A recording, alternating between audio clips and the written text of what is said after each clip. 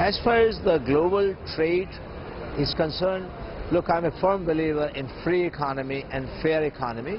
And China is a very responsible world trading partner. They understand what is free trade means. So I'm actually very optimistic about this dialogue beyond political rhetoric. Business does not need borders. Business and technology don't see borders. And at the same time, we are pretty self-sufficient in China.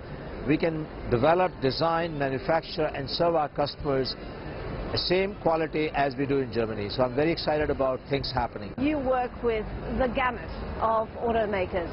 So do you think the recently announced dropping of various restrictions on foreign investments in China's automotive sector will have an impact on the competitive landscape? I don't think so.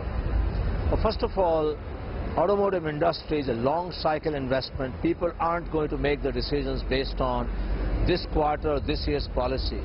The global automakers, whether Japanese or German or European or Americans, have invested in China, or Chinese have invested outside of China for long term. We're talking 10, 15, 20 years. And that investment is continuing, number one. Number two, car trade is very global. So I think these investments are sustainable. These investments will grow.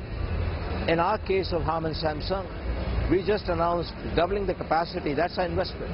But we are also investing in cloud technologies, in cybersecurity technologies, in digital cockpit. And we're investing heavily in our people training. The talent workforce we have in China is second to none now. All the experience in the last 5 years they have. In fact, our Chinese engineers are working in Detroit on American car companies. They're working in Germany for German car companies. We can literally swap them. The competence is getting to the same level. You achieved record $1 billion in sales in China last year. Given that sales growth in cars is actually tapering off in this country, how are you going to keep up this sort of growth where you are, jumping 3 times the size of the GDP growth? So if you look at some of the statistics put out by McKinsey and others, the electronics, software, application content per car is exponentially increasing. So even if you assume that car sales and production would be flat or declining, but the increase for our content in the car is exponentially growing. So we see it's a $200 billion market by 2030.